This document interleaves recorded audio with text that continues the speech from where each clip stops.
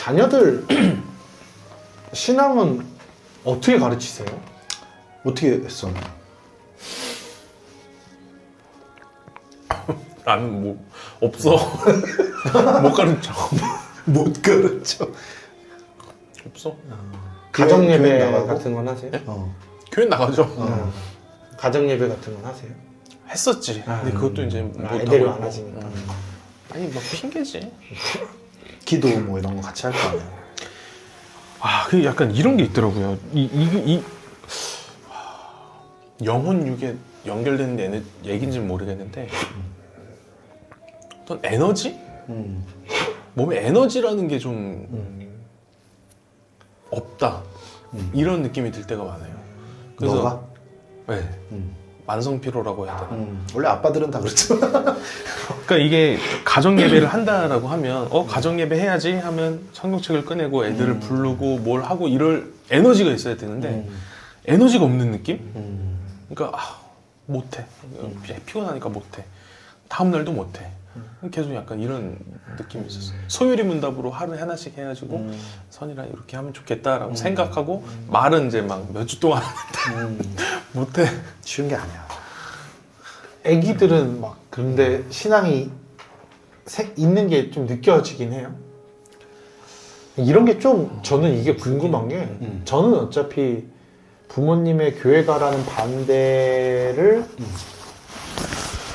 못 이겨내고 죽어도 안 가다가 중3 때 여자애 꽂혀가지고 열심히 다니다가 형들 만나서 이제 형들이랑 노는 게 재밌어서 정착한 다니다가 그냥 하나 둘 이제 피부로 체감한 교회 문화와 이런 걸 통해서 어느 날 꽃을 피운 이런 신앙생활을 했다 보니 막상 이제 아이가 태어나고 이 아이한테 이런 자연스러운 교육이나 이런 것들을 한다는 게 아예 가시화가 되지가 않더라고요. 뭐 여기저기 물어보면 뭐 좋으나 싫으나 가정 예배를 하시는 분들도 계시고 막 너무 피곤하지만 그래도 말씀 한두 절이라도 읽고 기도하는 습관 같은 걸 드리려고 하시는 분도 계시고 그때 형님 얘기 들어보니까 그래도 좋으나 싫으나 그런 어렸을 때 큐티 교육 같은 게 또 도움이 많이 되셨다고 하더라고요. 그러니까 내가 그런 케이스야. 나는 이제 어머니가 붙잡아 놓고 저거 뭐야 가정 예배 매일 드렸고 그리고 그 뭐야 친구가 와서 놀러 가자 그러면은 성경 몇 장 읽고 나가야 되고 그거 이제 시험 보고 맞으면 나가는 거야.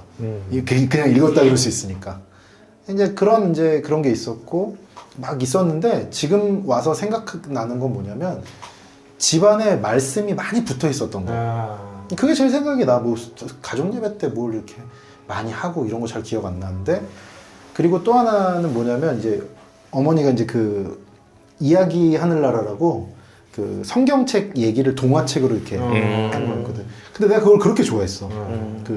그거 이제 테이프 요즘에 영상인데 예전에는 그게 아니잖아. 테이프 틀어놓고 그게 쫙 읽어준 거야. 성우가 구연동화처럼 그거를 너무 좋아했었는데 그게 이게 씨앗처럼 뿌려져 있는 거야. 그러니까 너는 어렸을 때 안 믿다가 그때 와서 이렇게 됐다고 얘기하지만 사실 난 모태신앙인데도 어렸을 때는 그냥 정신없이 그냥 있었는데 어느 순간 하나님이 나를 인격적으로 찾아오는 거거든. 하나님의 때에. 그건 모태신앙이라고 해서 크게 다른 건 아닌 것 같아. 근데 좋은 건 뭐냐면 부모님이 어렸을 때 씨앗같이 뿌려놨던 게 이제 이렇게 너 표현을 빌리자면 꽃이 피듯이 이렇게 되는데 도움이 되는 것 같아서 그래서 나는 우리 애기들한테도 씨앗을 뿌려준다는 생각을 많이 해. 그래서 뭐 기도도 하고 뭐 이렇게 하지만 같이 뭐 그러니까 루틴은 있지. 아침에 일어나서 혹은 자기 전에 그리고 밥 먹을 때 같이 기도하고 늘 하는 기도문이 있어서 애들도 어렸을 때부터 다 외웠고 그냥 뭐 어려운 건 아니야. 그냥 아주 간단하게. 그래서 그거 자 밥 먹기 전에 기도하자 그러면 무슨 기도, 자기 전에 기도하자면 무슨 기도 이렇게 쭉 나오는데 그런 것보다도 자기 전에 이제 옛날 얘기를 해줘 내가 이제 그때 이제 기독교적인 얘기를 해주는 거지. 그러니까 아예 대놓고 막 성경 얘기를 해줄 때도 있지만 때로는 동화 얘기를 막 빌려와서 이야기를 지어서 막 해주는데 그때 좀 기독교적인 마인드 혹은 하나님에 대한 어떤 거를 좀 이렇게 그러니까 씨를 뿌린다고 생각하고 애들이 막 그거 듣고 막 주여 막 이러진 않을 거 아니야. 그러니까 그냥 씨를 어렸을 때 계속 뿌려놓는다. 그러면 그 씨는 반드시 열매 맺는다. 어렸을 때 사고도 치고 장난도 치고 뭐 이러겠지만 반드시 그 씨는 열매 맺을 것이다라는 믿음으로 그 씨를 뿌리는 거에 집중하지 얘네가 막 진짜 아침마다 자기가 일어나서 막 큐티하고 뭐하고 막 이런 거에 중점을 두면 실망돼서 힘들어서 못하지. 근데 때가 될 때마다 그런 어떤 하나님 얘기, 기독교적인 얘기, 예수님 얘기 뭐 예를 들면 애들이 뭐 크리스마스 때 산타 할아버지 막 얘기하고 선물 얘기하면 그래 산타 할아버지 얘기하면서 예수님 얘기를 같이 한다든지 그러니까 그거를 계속 씨를 뿌린다고 생각하고 하면 그냥 일상이 신앙 교육이 될 수 있을 것 같아. 근데 그렇다고 해서 꼭 또 애들이 다 신앙적으로 그렇죠. 이렇게 잘하는 건 또 아니야. 그 표현이 제일 좋네요. 어차피 사람마다 때가 있으니까. 때가 있어. 그러니까 오늘도 그러니까 지금 창세기 아브람 얘기를 설교를 하고 있는데 이제 아브라함이 이삭의 아내를 구하기 위해서 자기 친척들이 사는 하란으로 이제 종을 보내거든. 갔더니 이제 우물가에서 어떤 이제 결혼 정년기의 여자가 오면 자기가 물 좀 달라 그런다. 근데 그 여자가 자기도 물 주고 이 낙타 10마리를 가져왔는데 낙타까지 물을 먹인다 그러면 하나님이 준비한 여자인 줄 알겠다 이렇게 기도를 하거든 그 종이. 근데 리브가가 나타나갖고 실제로 그렇게 하거든. 쉬운 일이 아닌데. 그러니까 리브가가 엄청나게 다른 사람을 섬기는 사람이고 또 그 낙타 10마리를 먹이려면 거의 그 물동이에다가 한 80번에서 100번을 들어올려야 돼. 그러니까 그 중간에 포기하지 않고 끝까지 하는 막 그런 성실성도 있고 리브가가 굉장히 좋은 사람인 거지. 그래서 그 사람이 이제 그 준비된 사람인데 그 리브가의 오빠가 누구냐면 라반이야. 알다시피 그 야곱하고 싸웠던 외삼촌이잖아. 그러니까 그 라반은 또 그 성경에서 어떻게 그려지냐면 굉장히 물질을 밝히고 막 이런 사람을 밝혀지거든. 둘 다 똑같은 부모 밑에서 똑같이 자란 오빠 동생이야. 근데 한 사람은 리브가처럼 그렇게 좋은 사람으로, 한 사람은 라반처럼 세속적인 어떤 가치관.